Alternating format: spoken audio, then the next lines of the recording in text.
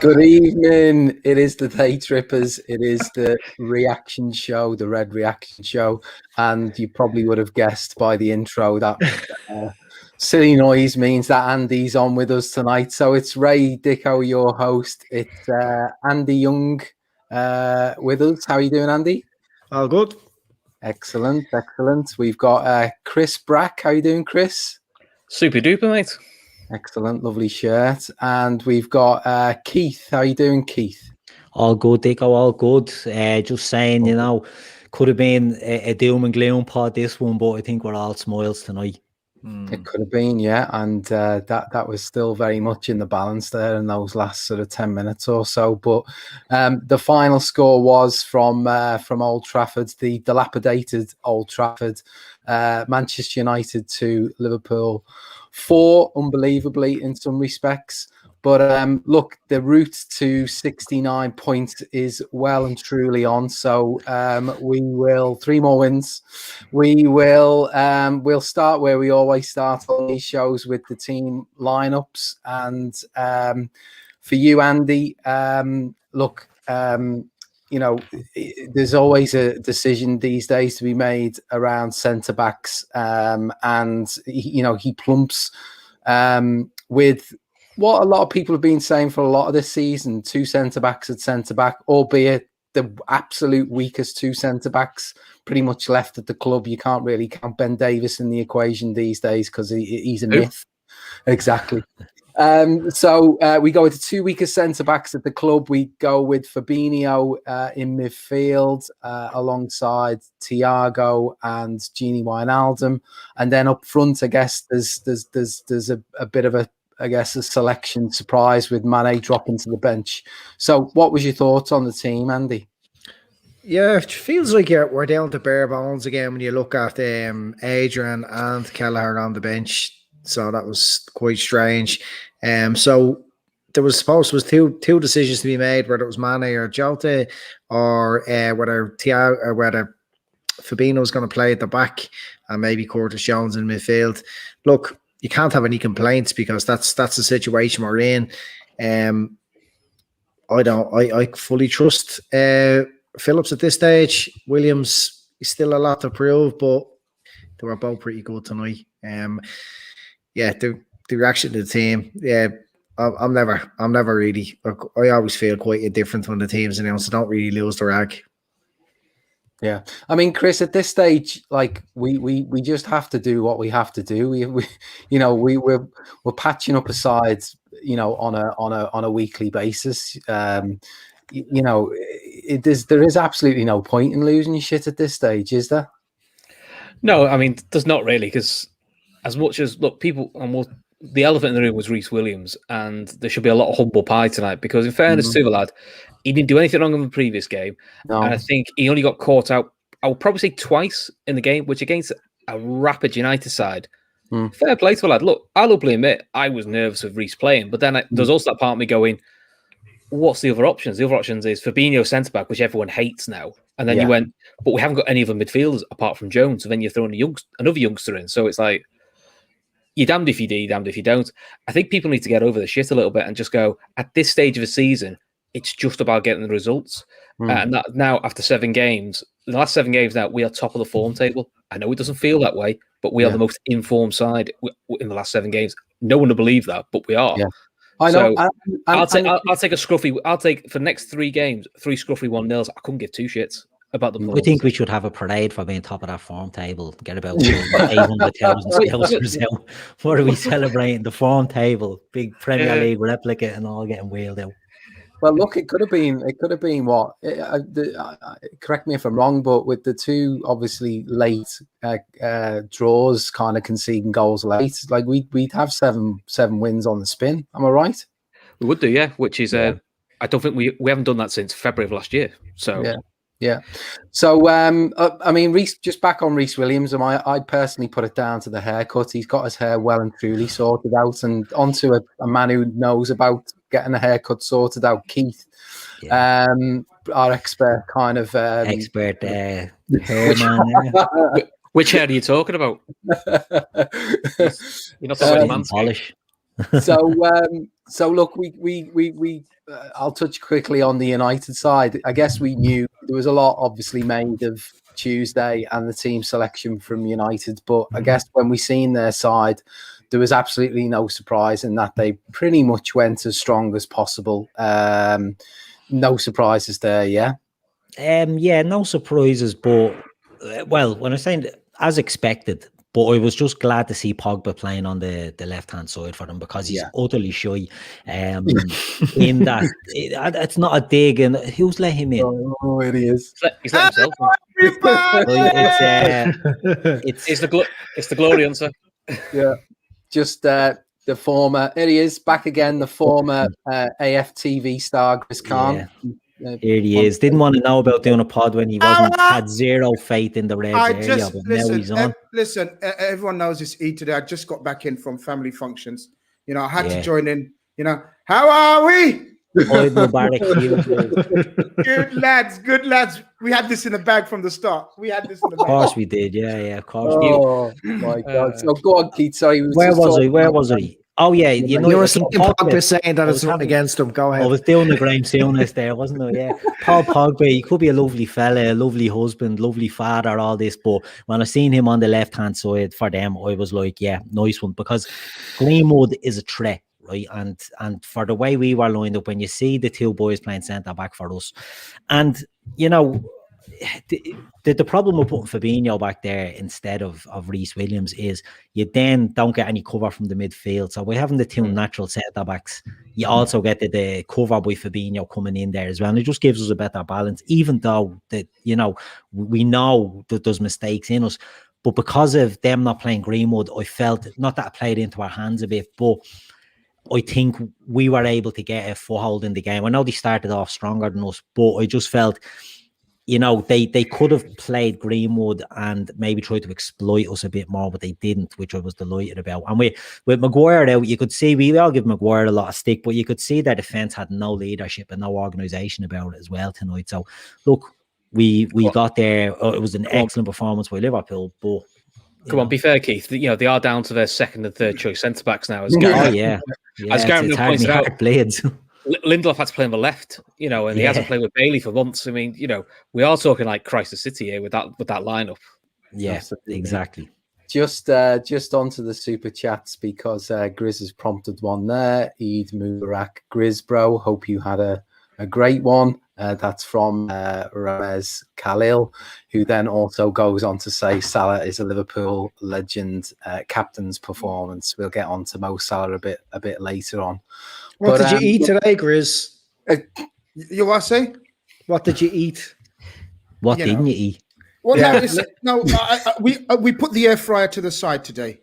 Okay. None because of healthy nonsense. So, we had all the healthy stuff, like loads of brilliant. I know Andy likes his.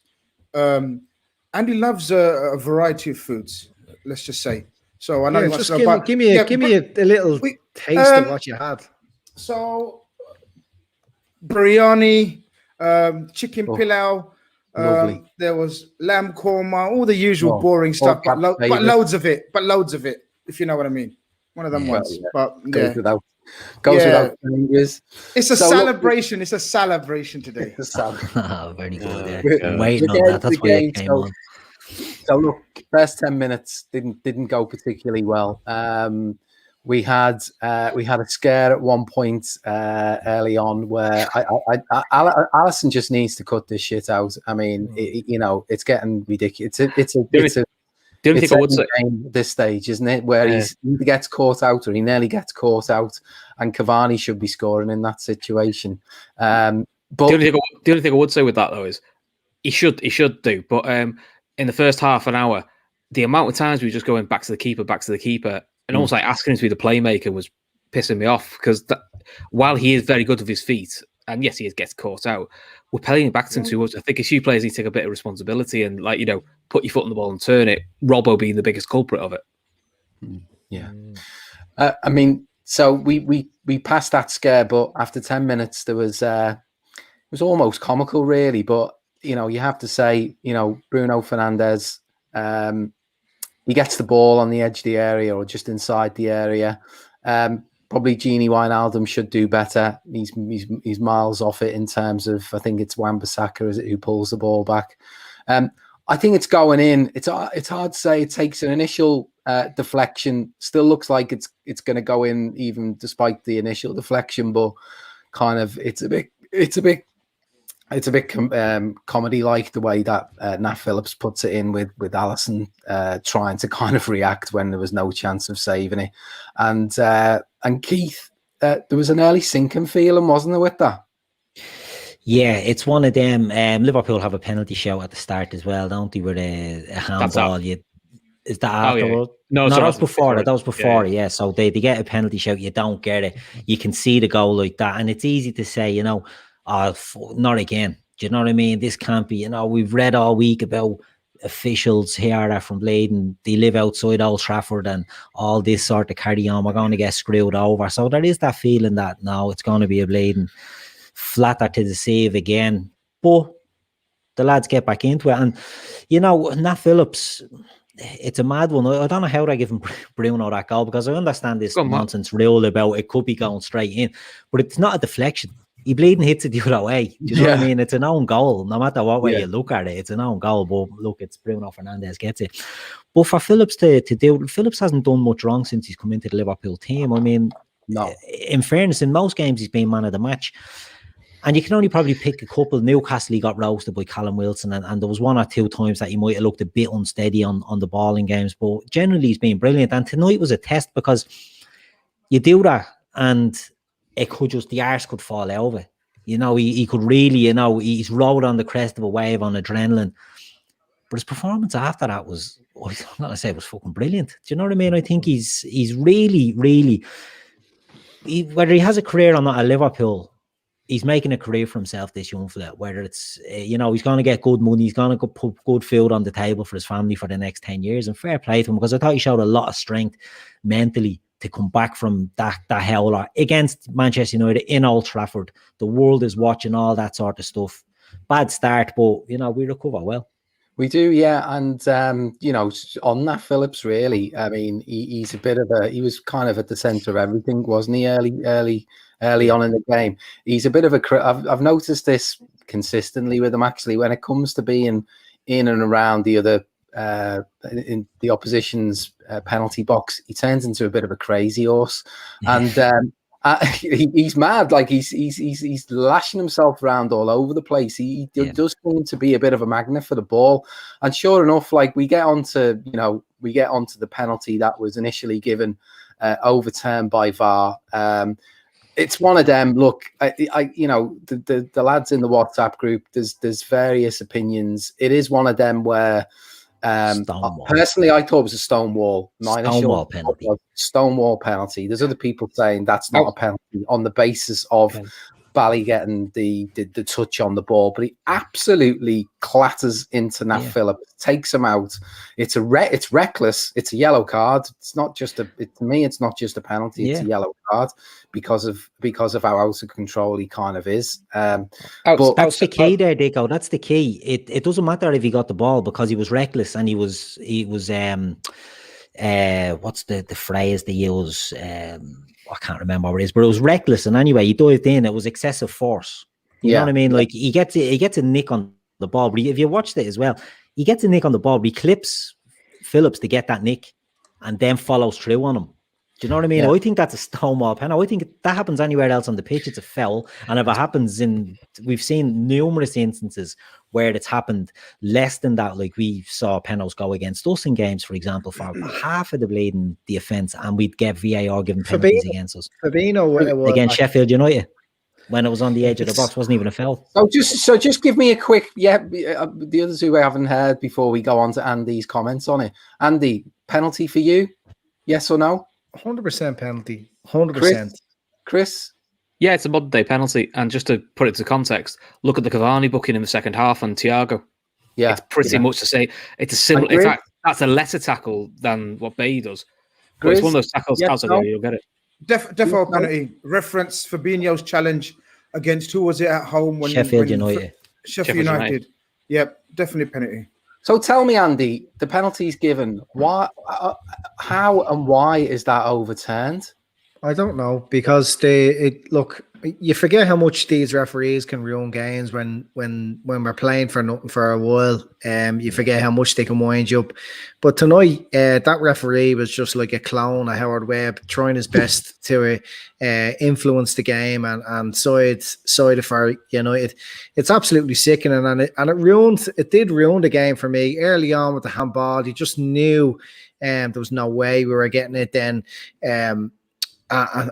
And then, like, to overturn that, look, fair enough. Yeah. If that penalty wasn't given and they were reviewing it when the ball went out of play, I wouldn't mind if it wasn't given. You know what I mean? If it wasn't overturned.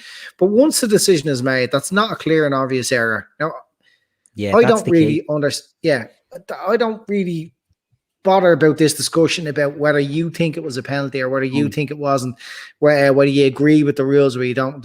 The way that played out tonight, that should have stayed a penalty. He shouldn't have changed his mind. He was 2 or 3 yards away. But if he says afterwards that, I didn't see that touch, well, he shouldn't be refereeing anymore because he's standing right on top of it. He gave the decision in real time. He's seen what happened in real time and how quick they made the tackle and how rash it was. It's an absolute penalty, and it's a fucking disgrace that it's real. Like, it's bad enough football without fans, but this business of, look, I mean, I'm all for VAR because I thought it'd eventually just expose these referees for what they are. But it's just a joke that it's one of the very few things left to play for this season, and the bastards are trying to fucking have such an influence over it. I'm absolutely, and it ruined the game for me. I was really angry, even when our own goals were going in. It just felt like every goal was justice.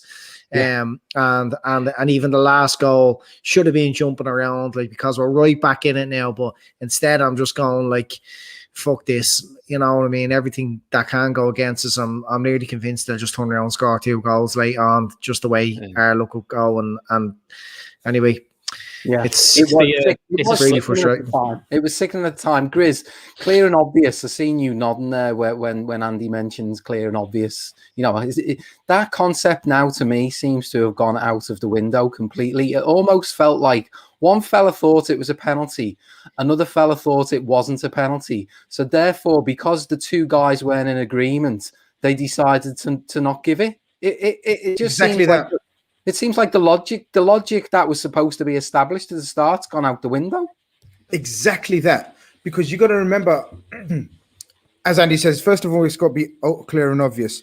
Secondly, you can hear them discussing it. One of the commentators was saying, so he hasn't sort of definitively said no penalty. He said, I think you should have a look. And how often, and all week we were looking at the officials, all from Manchester, and we were having a laugh and a giggle between us, but we knew they're gonna bum us at one stage, right? and they did. That was a ridiculous. It could have been a costly decision, but obviously, look, the fact that we smashed them to bits without needing that. But the officiating, I'm with Andy. There's no point. I'm fed up talking about it every week. Every week there's a hot topic, a hot incident. But the inconsistency, as we said, it's clear as daylight, exactly the same as the Fabinho incident in the early part of the season. So they were jumping on these kind of things early on in the season. They've got torn to shreds, and now they're suddenly thinking, okay, well, we've got to sort of, adjust the rules in mid-season. So they adjust the handball rule in mid-season. And now they sort of, I thought it was a shocking decision. If I can jump in there for a sec as well, a lot of people seem to think it's a penalty because you got a touch on the ball, but the rules change and it is down to excessive force now. It's like the daylight on the that's the word. Excessive force. It's not playing a thing anymore. And what I felt was happening here was, and it's paranoia. Do you know what I mean? It is paranoia. Grace said it there. Everyone's gone on about the refs being from Manchester all week. It's paranoia. We think they're going to stitch us up. And it's looking that way. Do you know what I mean? Andy was right there when he said, you couldn't enjoy it because we get the goal quickly after that. And it's great to do that. So it's already settled us a bit. But you still think he's going to do something.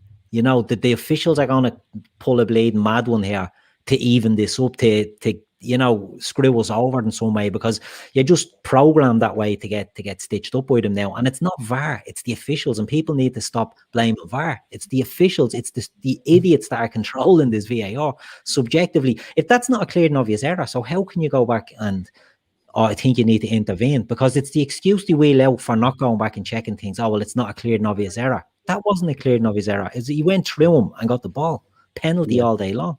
Yeah, and look, we can talk about it. It's not sour grapes because we win the game 4-2. You still have to call it as it is, don't you, Chris?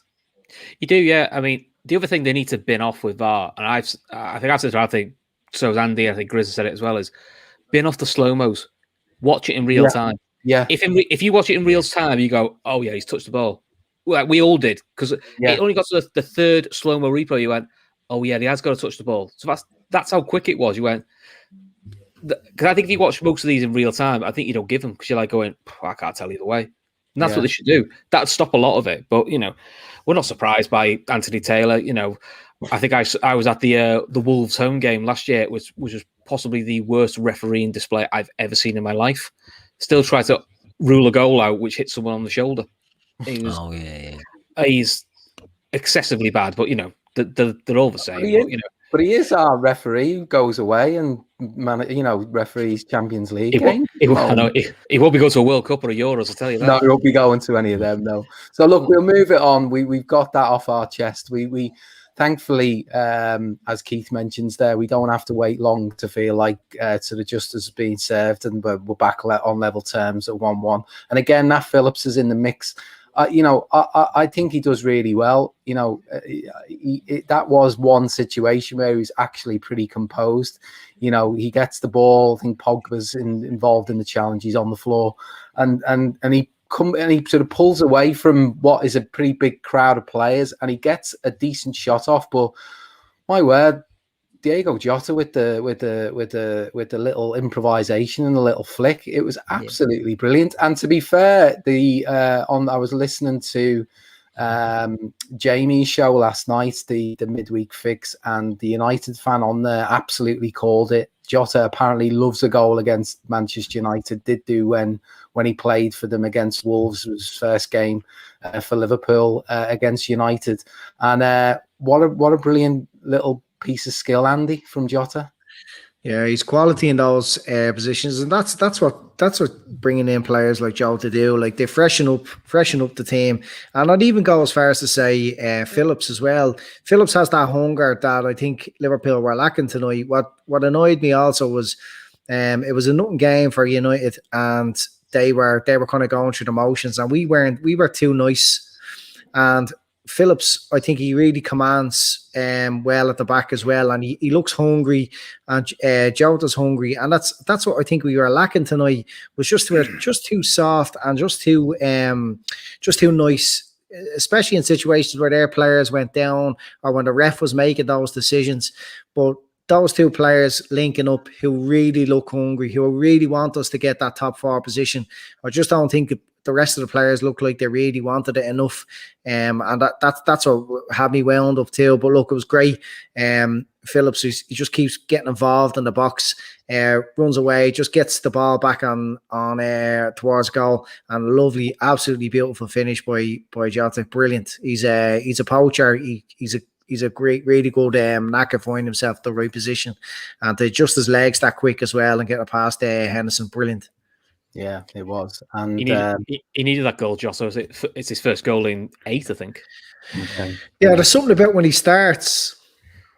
He's such an impact off the bench. But we'll probably get on to talking about Mane. That something doesn't seem to be right between him and Klopp. But he's already cleared that up though, Klopp, hasn't he, today? Did he? Yeah, I don't know.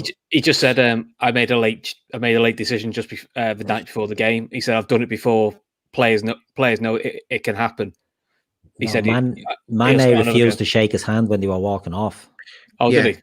Yeah, it's on. That's literally on there. Klopp went to give him and he told him no and walked on and threw tape on the ground. Yeah. Wow.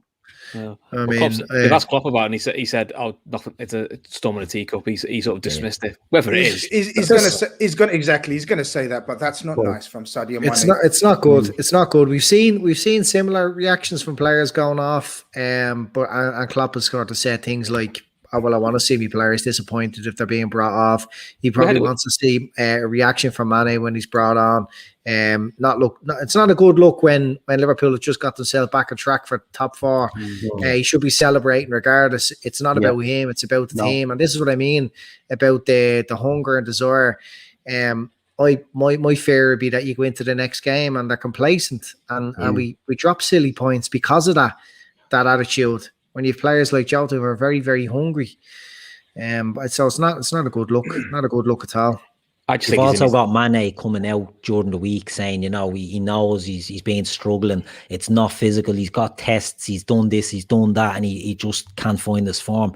Well, that's not a good thing to be doing then when you get dropped. Do you know what I mean? To be reacting like that because you don't get to play in the game. Hopefully it's all, as Andy says, it doesn't go in and doesn't carry forward. We need them to look at every game now as a cup final. And I know that's a cliche. We need every game to be a cup final. Just before we move on, Avi's thrown in super chats. Love you all, love you. He's in Vegas, I think. So yeah, he's totally pissed. He's totally out of it. He's totally I was going to say it. He's mentioning all his friends that he's got there, hasn't he? For his meet and greet. Yeah, 3 p.m. $1.99 super chats. Fair play, Avi. Good man, Avi. Is he due back on? Is he tomorrow? Absolutely not. He's in Vegas, so I doubt it. Absolutely not. I've got a better replace. I've got Paul tomorrow. I'm all right. Well, fair enough. I'm sure we'll get. Avi, you'll be back on soon at some point. No doubt. So look, we'll move on. Obviously, we've got over that shaky start. We've got the equaliser. We're playing okay at this stage, and where we end up is right on the stroke of half time. Couldn't have been a better time to get the second goal and go in with our tails up. It's a lovely ball by Trent. What we expect almost at this stage, and what a header by Bobby. I mean, initially you're kind of thinking who's on the end of that, and such disgust by a fellow day tripper, Joe Walsh. Big shout out to Joe. A lot of disgust. Black armband there, yeah. But look, it's a brilliant goal, isn't it, Andy? Brilliant header. Yeah. Look, it's all about that delivery for Trent. I feel like I'm giving out a lot here, but I have to give out again about Neville and Carragher.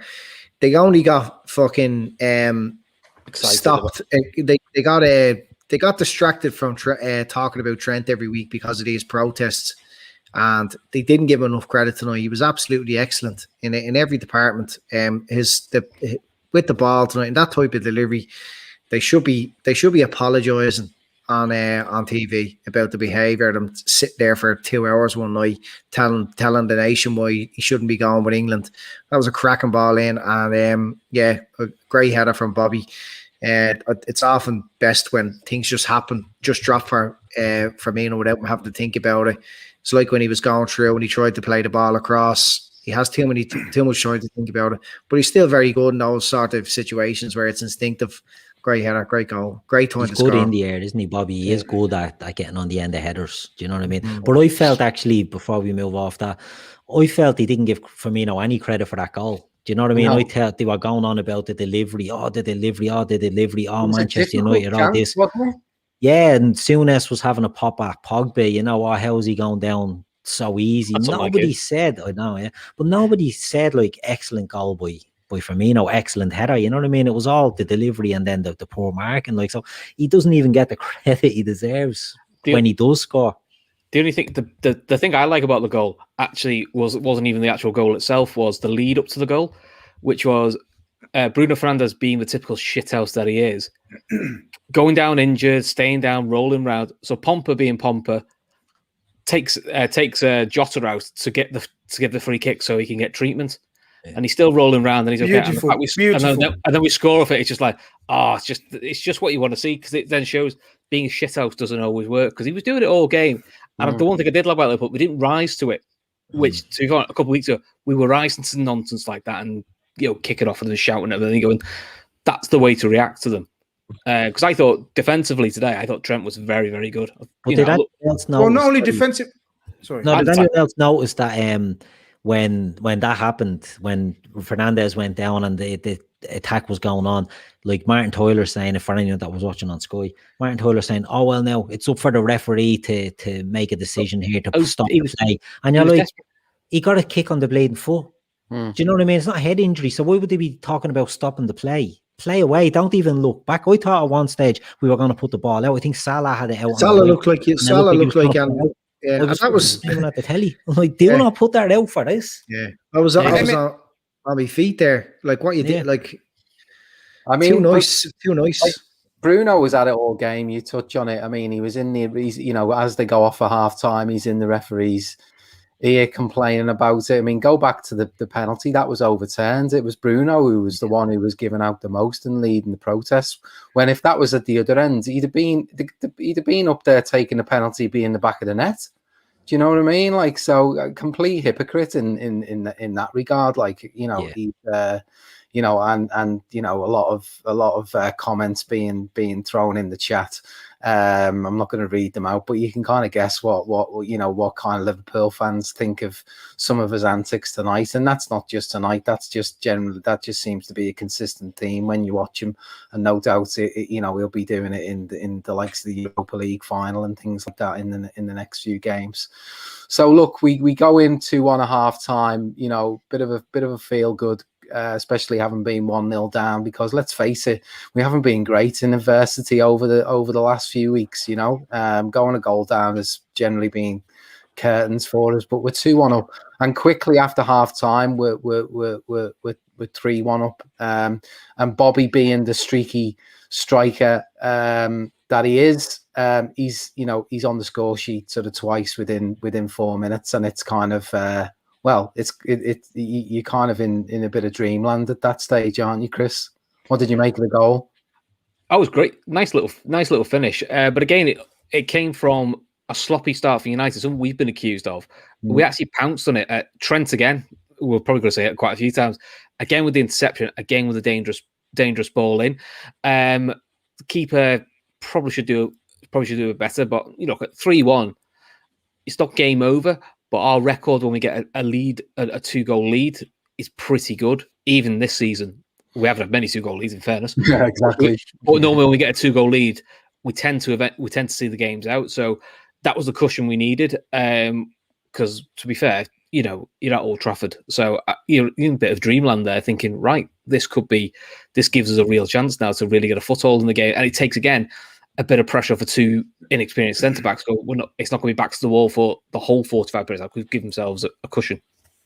Yeah, but what even from that goal, what really pleased me was, I think that's by far the most fittest and energetic we've been that I can remember. Like in terms of intensity, in terms of the pressing was back from top to fit. Look, he picked that midfield for a reason and that front three for a reason, because they're the fittest right now. And obviously Mane was pissed off, but Jota's pressing was insane levels, lads. I mean, he did not let Wan-Bissaka breathe on the ball, and that's the way to do it.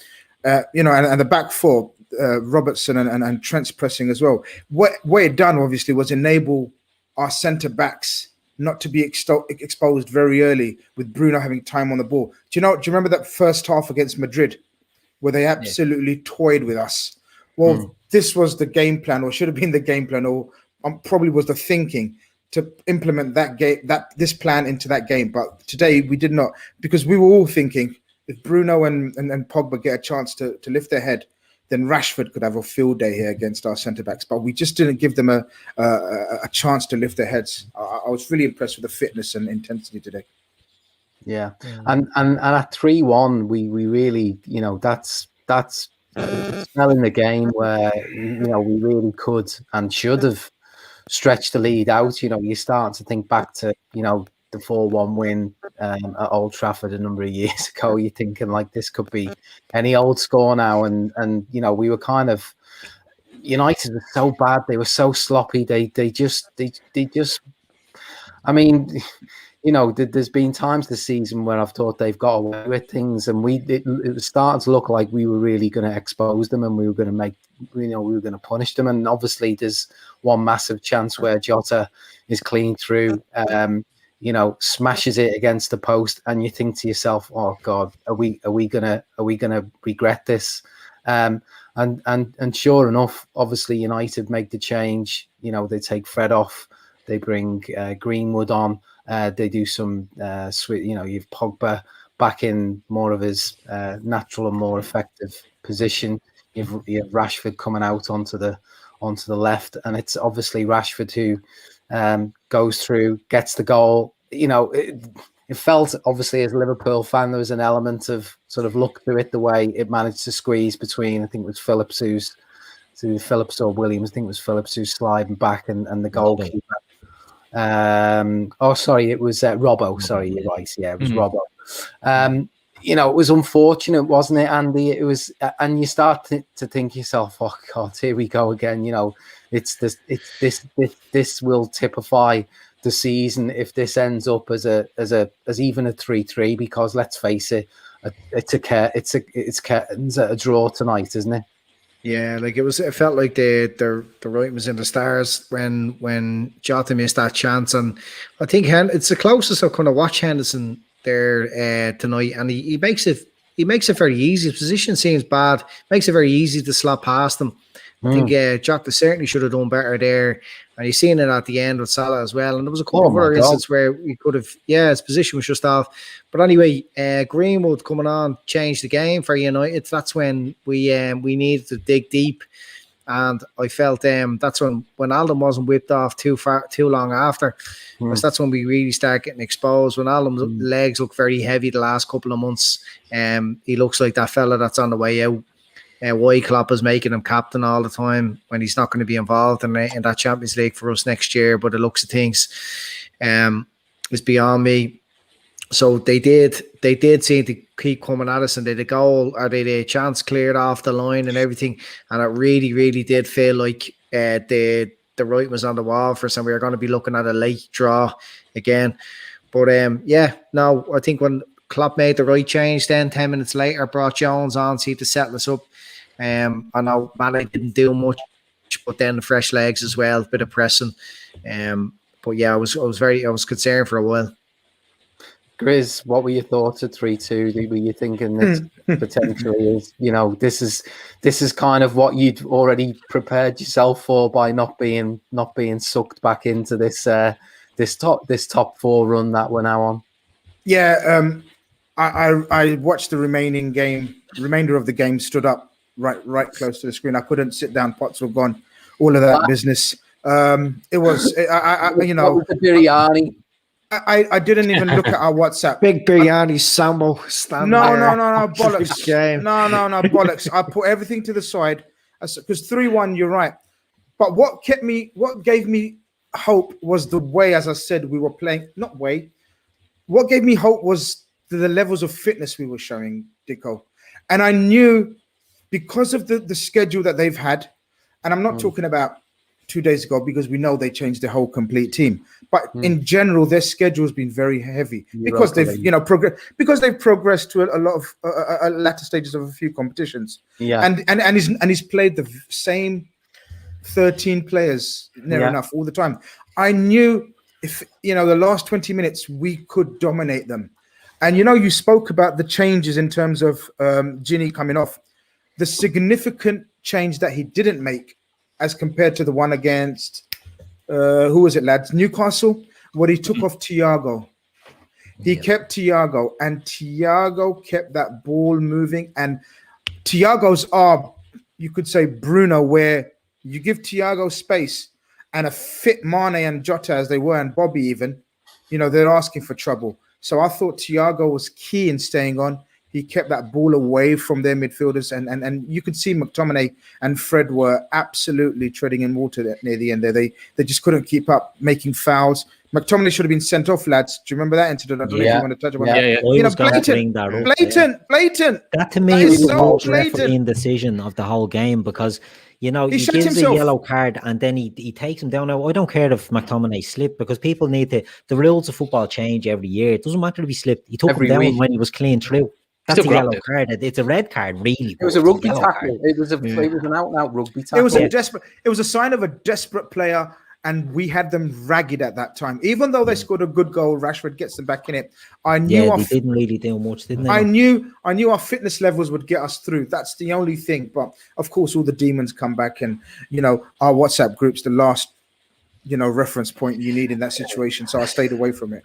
The bigger frustration was Sky's Jamie Carragher, because you have to call him that now. Because he just goes, he's probably just realised it's the guy he's just booked, so he's just looked away. I went, it's all right then. Fucking crack on, lads. If there's any piece of sympathy I have for referees is when they have to actually make tough decisions in football. Like, you know what I mean? Because you're going to upset one set of fans, but that's a straightforward decision. Nobody can have any complaints. I'm sure as McTominay grabbed him, he thought, that's it, I'm gone. You know what I mean? And the Liverpool players, and I'm talking about them being soft, they should have been in the ref's face there, honestly. Like, we need to stand up for ourselves against this shit. It's a decision that should have went their way. There's no excuse for not making a simple decision. It's a big game, but it's a very straightforward decision. I mean, it should have been made. Disgraceful show of refereeing. My thing is, I've seen some red cards recently, last few weeks in games where red cards have been given very early, and that that whole kind of spoils the game and all that sort of stuff's gone out the window. In fact, ironically, one was I think it was against Southampton, and it's overturned. But yeah, you can't sort of look at that challenge I've only just booked him, I can't give it now sort of thing. You just have to give it as you see it and as it occurs sort of thing. It's as you say, it is scandalous. So look, sorry, Ray. Red Steve is shouting at me. I know it's their job. Red Steve with the caps lock on. Aren't they paid like 80 grand a year now as a professional referee? I'm not being rude. It is their job to make hard decisions in games. But my point is they are hard decisions, and sometimes they go the wrong way. And I have that sort of sympathy, like, because you're going to be upsetting some. But that's a simple decision. Yeah. I've no sympathy over that. Just to clarify, it's not contentious at all. No. No. Just a super chat in there from Ravdeep Singh. He's back on the Mane subject. What was he up to? Such audacity. He's got such audacity to show disrespect to Klopp.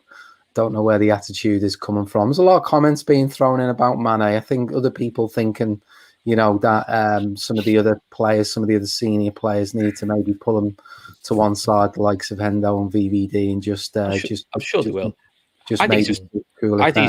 I think he's frustrating in his own head. He's not showing it in the right way. I'm not saying that's an excuse for the way he's acted, but I think he's in his own head and he's in the worst form of his career. And I don't think he knows what to do. And he also has the one where he goes clean through and an easy take around Henderson for a goal, and he makes up balls of it and just makes it easy for Henderson to get a touch on it, when the reality is it was easier to just go around them. So it could be a frustration thing on Mane's behalf that he's at a little place, and then when he gets a chance, he makes it's absolutely frustration. It's absolutely in his head. I get all that, guys, but I'm proper one of these old school that to a manager like Klopp and what the team's gone through and what Klopp's gone through, and this season being so emotional. For everyone, you can't do that on live with cameras about and sort of just after a win, an absolute huge major fucking win. This is one of the most serious wins under Klopp, lads. I mean, I'm fucking buzzing inside. I don't want to buzz too much because 3 games to go, and I've predicted we're not going to get there. So relax, everyone, just relax. But I don't remind you. But I will show you will. But listen, that Mane incident is just a slight sour taste. For me, anyway. I don't know what you guys think. There is no need for it. We need everyone motivated and hungry in the right direction, and that kind of thing just makes you think, oh, come on, Sadio, you're a legend. So just right now, Chris, well, I'll ask you, Chris. Just right now, would you say Mane starts on Sunday, or he's back on the bench? He's probably back on the bench. I'll say he's back on the bench, but I'm sure Klopp and him will have a discussion. But I don't want to blow the Mane thing out too much out of proportion, because I've seen Salah do it. I've seen Salah go off in a huff and not do that. I've seen during the PSG game that we won. And but he gets called out. But he gets called out, so we need to call Mane out as well. No. But what I'm saying is, but we all did. He did it. We called him out. And it was over. I don't want it's been a thing for the next 3 weeks. I mean, people don't want to talk about it. Henderson did it. Henderson at Old Trafford got Turok off, and the Klopp unlike the others, Henderson got dragged back by Klopp, saying, "Shake my hand. What's your problem?" Now, it's a misunderstanding. So that's where I'm saying, like, while we should call him out and say, "Look, it's not fine."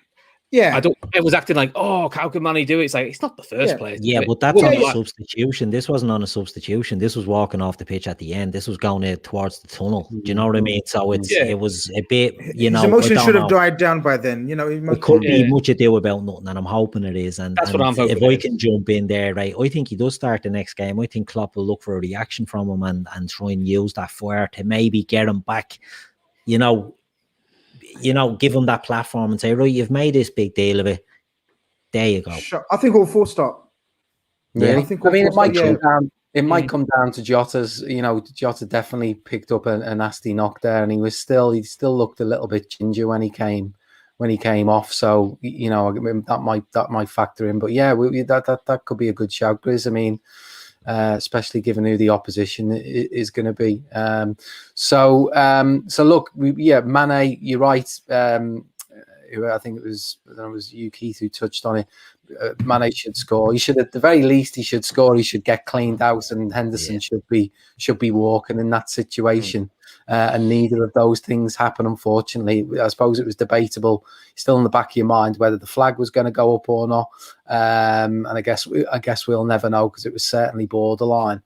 But we weathered the storm, didn't we? Like, the one thing that I was impressed with towards the end of that game, and it's not just necessarily the fact that we do score the fourth goal, but we were under serious pressure there. We could have buckled. We could have capitulated. We probably did get a little bit of luck in terms of that scramble. That's not long after the goal, and it was a bit of pinball, and it could have gone anywhere. I think goes out for a corner, but we credit both young centre backs for that one though. Phillips gets it off the line, and Williams, who gets a lot of shit, gets a massive block to take it out for the corner. I mean, to be honest, if you ask me, I don't like to take him out, but if you look at the whole back four, the bigger issue for me was Robbo. It wasn't young Reece Williams. Young Reece Williams did quite well. I actually thought Robbo, especially second half, defensively, he fell apart a little bit and didn't do the basics. I mean, it's been a problem for a couple of weeks. He's forgotten how to cross the ball, which I think he's knackered. But yeah, I was actually more concerned about Robbo second half than Williams. So give Williams credit. When you needed him, he did the big block. That's all we needed him to do.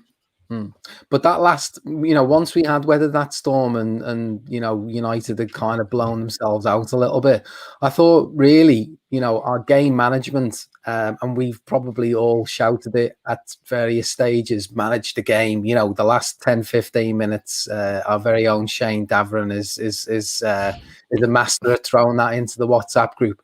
Andy, I thought we were particularly good in those last 10 minutes, and then obviously.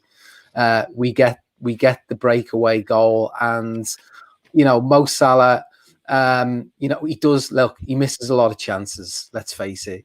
He's frustrating at times, but I thought he thoroughly deserved that goal at the end tonight. And between the team performance in the last 10 minutes and Salah putting the icing on the cake, it was a perfect ending, really, wasn't it? Yeah, it was a big performance from Salah tonight. I thought he was really good defensively as well, and his tracking back was excellent, and he really gave the team a dig out. I was giving out about the players not having that desire a good bit, but in fairness, Salah tonight looked like he wanted it, and his celebration as well was telling. He's so tunnel visioned when he gets on the ball. I mean, he gets in. It's a nice ball from Jones as well. So credit to Jones coming on. We were, as you say, Ray, we lost hold of the game, but when Jones come on and we got our foot on the ball again, and we weren't being as sloppy, and maybe United kind of surrendered a little bit. It was a perfect ball just to get it ahead of Salah, and you always fancy them to get, to come close in that position. So he goes all the way. The pace from him is incredible. Kept the ball under control. Henderson really helped with his position, but look, he has to finish it, and he finishes it well. And that was the moment we could actually celebrate. It was the only goal. It was an angry, happy celebration. Yeah, and you knew VAR wasn't going to come in, and you knew. Yeah, you absolutely knew. Although we did do our best to concede another goal towards the end there. I thought Salah's celebration was the most emotional since when, lads? Since when? Since his United goal last year. Thank you, Andy. You win the prize. It's a big leftover biryani. Yeah. It's a great cuddle. Half a spring roll. But no, that was as emotional, because you could see it all. You could see even the team. Everyone knew that was it, because look, 3-2 up. Anything can happen with this current Liverpool team, but that was really emotional. I just hope, guys. This was the game that turns it sort of into our. Well, it does turn it into our favor, but that was huge. That was absolutely huge. I mean, I'm a fairly big believer in fate, and the fact that this game is played tonight and it should have been played at a different stage, and who knows if the game would have went ahead when it was supposed to go ahead, what the result would have been. We picked a totally different team, Dicko. We played a different team. Do you remember he selected a different team in the scheduled game? Yeah. So you just, it's funny. It's been a funny old season, and if it actually ends up going sort of rounds to fall, the chips fall in our favour here, these last few games, then I guess we can sort of get out of it and go again. But Ramiz Khalil saying saw how much being captain meant to Salah with the celebration. Obviously, he gets the captain's armband, doesn't he, off Genie when Genie goes off. So at that stage, he is the captain on the field at that point when he scores the goal. So look, we're 53 minutes and 53 seconds in, but we've still got a bit of time to just not just discuss tonight. We'll get back to man of the match in a minute, but I've seen a few comments being thrown in about, particularly Grizz, about being, are you getting sucked back in now? Are you getting sucked back into this title race? Just when you've, other people, I think it was Owen earlier saying, just when you've decided to not bother or to give up, they make my peace. A lot of us made our peace. Let's not sort of, get ahead of ourselves. Like a lot of them made, but look, this is what this fucking club does to you, Dicko. I mean, time and time again. Again and again, we just refuse to lay down and do it the easy way. I'm pretty certain if we were sort of, ahead by a distance, we'd have a little wobble and make it exciting again. The other way around as well. It's just mad. And let's not sort of shy away from the fact that everyone else is crap and everyone keeps losing every week. And every time they lose, it's the old eyes emoji. And, people are saying I'm getting sucked in. Why not? Why not? Why not? Embrace it. Embrace it. 10 days left. I mean, it's all over in 10 days anyway. Sucked out. No, I didn't. No, I didn't get sucked out. I just sort of, I said I made my peace. You did. No, there's a difference. You did. Do you reckon? Do you reckon? Yeah. You were hedging your bets when it looked scaldy for us. You hedged your bets we weren't going to make it, and now you're starting to falter again, and you're looking to get back on the team. That's not how I look at it. That's not how I look at it. You were asking last back four, are you getting sucked into it? And you went, no, I'm out. Yeah. So, I'm okay. Okay, no problem. You're out. No problem. I'm out. Okay, no problem. I'm going on mute. Is that all it took? I'll give everyone one good reason to decide that they're still out, and that is Sam Allardyce. Yeah, it is Sam Allardyce who we come nothing to play for. It would be almost kind of typical of this It would. season that essentially we go now to a relegated side who've been pretty hapless most of the season. But as we've seen on occasions, Chelsea being a case in point, they can, and even at Anfield, look, they can get results. They can sort of do the unexpected. There are goals there. You know, there's guys in that team who'll score, you know, a goal every 7 or 8 games, and they're big goals, and they'll score 2 goals at a time. So look, let's just have a quick sort of assessment of a quick assessment of Sunday. Like, how do we feel now? Are we? Grizz has mentioned it there. The four lads played them. Are you of that opinion, Keith? At this point, balls out, go to West Brom, get the job done. Because another thing that could come into play. I haven't looked at every permutation, but there is still a possibility of goal difference deciding this. Yeah, Grizz makes an excellent point. He always does, except for when it comes to backing the Reds. But other than that, he's got a solid record. No, he makes a great point, because I think we should just look at these games. The problem we've shown too much respect and too many nerves to the crappier teams in the league. No disrespect to them, the shite in the league, right? We've shown too much respect to these teams. We need to go out and show them no respect, right? Because after Christmas, when you know, Sam Allardyce comes in and spoils the party, you know, and Burnley and Brighton and Villa and everyone else is coming in and just pulling our pants down and taking points off us. We were, and I'm not saying we're totally removed from it now, but we were so brittle and we were so susceptible to anything happening. You know, it was a different centre-half pairing every week. And I know it's still a bit choppy and changey there at the moment, but we just didn't know what team was coming and what was going to happen. We can laugh at it, but the form, whether we're playing well or not, and we were excellent tonight, make no bones about it, we were excellent tonight. The form, we're winning games. Do you know what I mean? Two draws and 5 wins and 7. It's good form. So if we just take that in and treat the teams not with the disrespect that they deserve, but with the swagger that, look, we're still a good team despite what people think. We're still a good team, and let's just take each game as it comes. Let's go and say, right, West Brom, Sam Allardyce, what are going to be their threats? They're going to lump in high balls.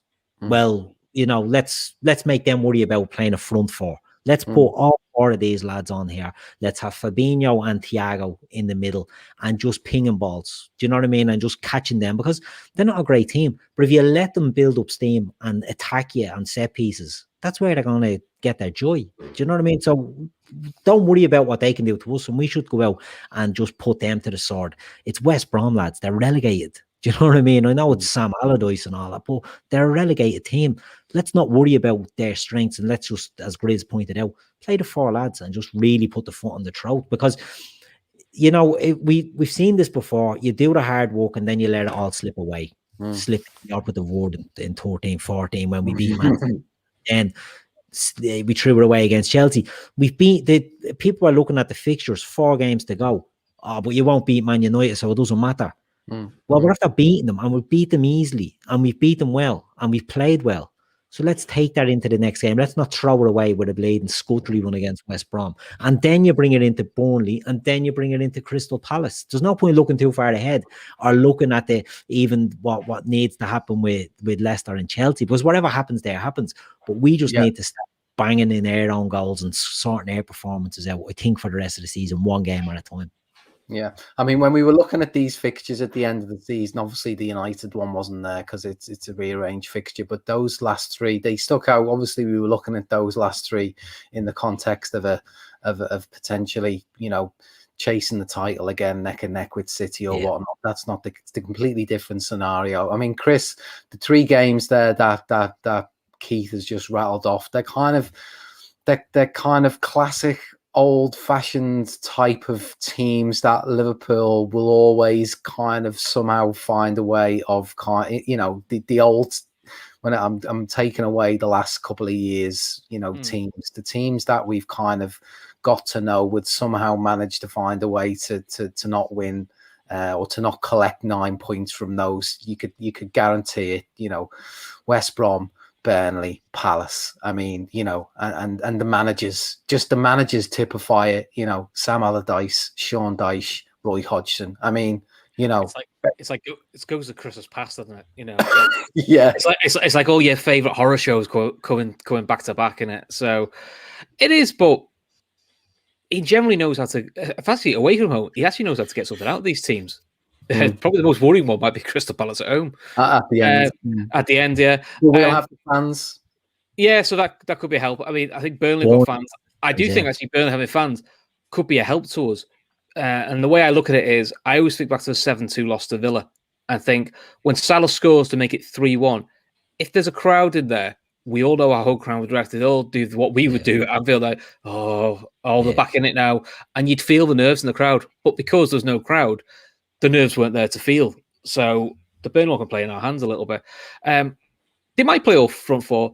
I've got a feeling they might do what they did against Sheffield United away, where he did 4-2-3-1, but he played Jones on the left and just let Jones have a bit of a creative spark. We haven't seen Jones do it for a while. And the other good thing for Jones is he's physically a bit bigger, which for set pieces is probably what we're going to use. But look, they've got not complacent, but they've got to go into that game now going, right, lads, one cup final down, 3 to go. This is still last chance saloon. One slip you're done. I don't think it's a game for Jones. There's the 3 cup finals. I think it's a time for the big hitters to come out. You know, we've only won one game with the big fours playing though. I don't necessarily mean the big four. Yeah. I'm just mean sort of senior midfielders even over Curtis Jones. I don't think he'll pick Curtis Jones in any of these. Well, I'm assuming Milner's not fit unless he is. I mean, Milner's fit is a different question. Kieran's question around Kabak. I mean, what's the word out there? I've not really been monitoring that situation. Is he likely to figure in the next game or even the Burnley game? Anyone know? No, Kabak won't be back for the next game. I don't think. Is he done? Is he goosed for the season? There's not many. There's not much time left. It's unclear at the moment, but he's not. I don't think he makes it for Sunday. So, Andy, of the 3 games left, which one would worry you the most? Of West Brom, the Burnley, the Crystal Palace, which one? Burnley, I think. With the crowd. Chris Wood's on fire. He is on fire, isn't he? Yeah. We've won there the last 3 years, I think. We do, but only. That's a game where you'd want Kabak back, I would say. If Kabak's stuff should go for West Brom, you might be able to get away for one more game, but I'd want something like a Kabak's-Philip partnership against the Chris Wood. With Fabinho in front. Because Chris Wood, look, we've seen he's brilliant what he does. You know, Ashley Barnes probably a bigger diver than Fernandez, but he never gets called up because he's English. Yeah, a lot of shouts for Burnley and no one else mentioning West Brom or Palace at the moment. If we don't beat West Brom, we're out of this now. There's absolutely no one else to blame but ourselves. I mean, we've no one else to blame other than ourselves to be in this position as we are. But we absolutely must to be even having these conversations. So I was sitting there working out the permutations of a Chelsea and Leicester draw, Chelsea win and a Leicester win. So I mean, the Leicester win, we go into the final day. If provided we win our 2 games, our next 2 games, a Leicester win, we go into the last game of the season 4th on goal difference, and a Chelsea win will go into the Chelsea win will go into the last day of the season in 4th on goal difference. You've made a ball to this, have you? No, I'm just saying. The point is, we could be going into the last day of the season just 4th on goal difference. And I mean, it has to for Leicester to drop points. They need to drop a couple of goals, and we for us to win those games, we're going to go ahead of goal difference. So that's going to be a mad situation. Let's just let's lose both. Last day. That's a nice one. I mean, really, look. If we take this down to the last day of the season, especially in the situation we were sort of 7 games ago, you know, before we had five wins and 2 draws, and let's face it, not just 5 wins and 2 draws, but we've had to have quite a few results go in our favour as well. Like, we've had to have some strange ones. We've had to have Newcastle go to Leicester and score 4. You know, we've had to have Arsenal go to Stamford Bridge and win 1-0. Most unlikeliest of wins recently, especially if you watch that game. It never felt like it was gonna stay that way. So look, we are the tide has definitely turned, and I think someone mentioned it in the chat earlier that this is potentially Klopp's greatest achievement to essentially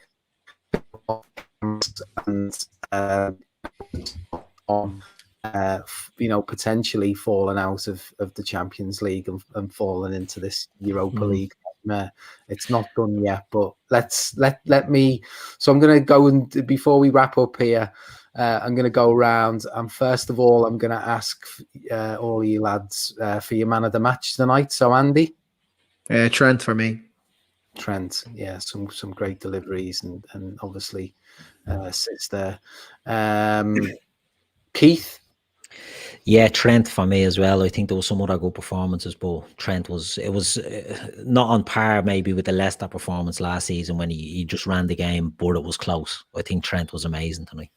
Yeah, Grizz. I'm going to give it, a personal sorry and apology, and I'm going to give it to Reece Williams. If anyone can reach out to Reece Williams and tell him, Grizz, he's probably watching. He's probably watching you, Grizz. He said sorry on a pod. But the scrutiny on him and the pressure after the last game where he ballsed up a couple of goals, and Klopp was true to his word in the press conference when he was asked the question, would you be comfortable in playing Williams at Old Trafford again after the last game? And Klopp shrugged his shoulders and said yes. And I thought he would. I think you didn't put a foot wrong, lads. I honestly think his performance went, under the radar. I thought he was immaculate. And did anyone see that crossfield ball he done a la Virgil van Dijk to Trent? I could not believe it. It was a magnet. I didn't think he had the strength in his legs, bless him, for the ball to reach that far. But that was a proper Roy of the Rovers cross 80-yard ball. So I think, look, I'm going to give it to Reece Williams. Well done, kid. Absolute well done. And Chris? It's probably Trent, but I would say Thiago was a close second, especially in the last half an hour. He was very, very good, I thought, at buying free kicks, delaying the game, and winding them up. But for me, it has to be Trent. He was involved in all the goals, and defensively, he was excellent. I couldn't really fault him for anything today, Trent. So I thought he was comfortably man the match. Yeah. What about you, Dicko? But I'd give a shout to Bobby, to be fair. Yeah. Just 2 goals. He's been on the cold list for so long. I thought he took both goals particularly well. I think his all-round play was decent tonight. He wasn't, one of the things he's been guilty of in recent weeks is giving the ball away, especially in dangerous places. There was a lot less of that. Tonight there was very little of it. In fact, he was. I wouldn't say he was back to his old self, but when you score 2 goals at Old Trafford, you've got to be in for a shout for man of the match. And a little shout as well for Nat Phillips after getting the OG, as I said earlier, to come back and put in a solid performance like he did. It shows a lot of minerals that the young fella has. So fair play to him as well. Yeah. So and then my last question, lads. I'm just going to ask you because the magic answer will give us, we will know where we finish with the magic answer. So last 3 games, how many points, Andy? Yeah, I think we get to 69 points and finish 3rd. Get it, Andy. Yeah. I mean, if we do that, the absolute disgust around the rest of the football fandom, I'd say, that everyone will be absolutely fuming. Keith, your prediction on the number of points in the next games? Yeah, I'm one of these top red optimists. Dicko, I'm going with 9. 69 points. Wrap it up. 9, the magic number. Grizz? But he says 7.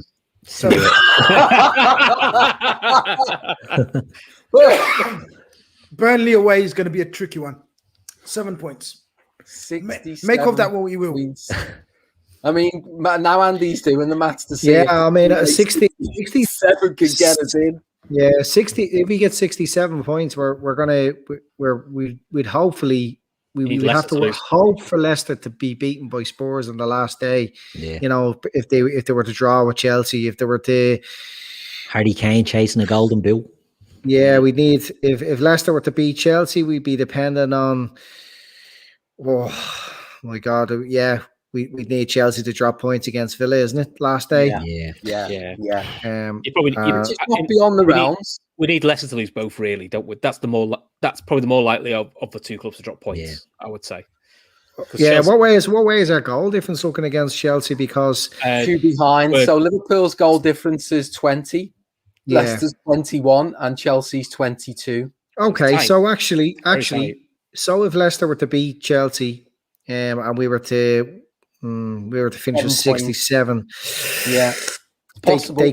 They could finish on 67, and we'd get fourth by goal. Andy, don't worry, we'll get 9, so you don't have to worry about it. Yeah, so I hope so. Prediction 9, yeah, and then 7 and then books off. Just lastly, if Chelsea were to beat Leicester. We need Spurs to do at least draw against Spurs, wouldn't we? Yeah, so 67, and we still could do it. You know, that's it. You'd be scatting yourself at that.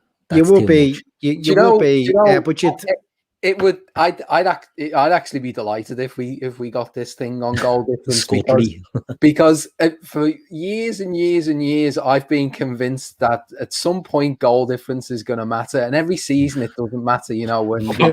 Well, apart from the Aguero goal. Yeah, no, for us. For us, I've always convinced we won't get in Champions League, or we won't win the league because of this goal or whatever. And it's so tight, it would just be glorious if we got this thing on goal difference. So I'm going to predict 9. I'm going to say 69 because it's 3 more wins, and I'm kind of taking the Gav example. I started at 4. Got down to 3 now, and I'm hopefully going to see it all the way through, just as Gav did last year when we won the league. So I'm going to predict 9. That comment on the screen there, that's wrong. That's wrong. That's wrong. The only way there's 4 places. Yeah, if Arsenal had won the Europa League, that's the only way it would have knocked. Yeah. So you get 5 places. If they'd have got 6 places, the 4th place team would have dropped out. Yeah. So do you want me to bring up the other news, or? Yes, go for it before we close out, Chris. Yeah. So, just from my point of view, more good news for Liverpool, but for Liverpool women. Liverpool women have announced today their new manager. It's a gentleman called Matt Beard. For those of you who don't know, Matt Beard was Liverpool women's manager in 2012 and led them to back-to-back WSL titles. So he's the last manager to win titles at Liverpool women. He went off to Boston Breakers. Did very well there, and then he got West Ham last year to their first ever FA Cup final. So for Liverpool women to get a WSL standard manager to drop down to the Championship, it does show some level of intent, and I would suggest he must have been promised something. But the other good news is the lady who's covering as temporary manager, Amber Whiteley, has been kept on as assistant manager. I mean, to be fair, she's done brilliant since she took over. I think we only lost 1 game with her takeover. I think she did something like, I think it was 9 games undefeated in the league. So, look, it's a good start for Liverpool women. It's a nice start for us. Nice to have actually a bit of positive news.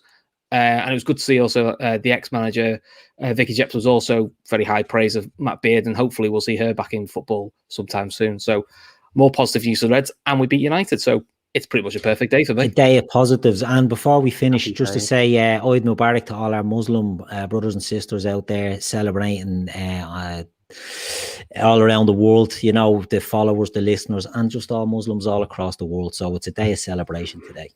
It is a day of celebration. And it sounds like one of the best celebrations going, to be fair. Yeah, I know. And the absolute feasts that Chris is participating in. It sounds just going by some of the photographs and all. Fucking hell. so jealous. Yeah. So look, that's us for tonight. Spirits are high. We've 3 games to go, 3 more wins. The route to 69 or 67 might be enough, as we've discovered. I keep having on it. 67. 69. Okay, now. Look, it's just good. It's just good that it's absolutely completely back in our hands. Exactly. We win the 3 games, and it's 100% ours. Yeah. And absolutely. look, actually, we hear a lot about this season being crap on the standard and blah blah blah. But I mean, 69 points to get the last spot. I mean, it's not unheard of. Yeah. So tomorrow night, I guess it's back to you, Chris. Is it in the host chair, Mr. Friday night, as you quickly becoming? That's Keith. These days? Keith gave me that moniker. I quite like it. So You're welcome.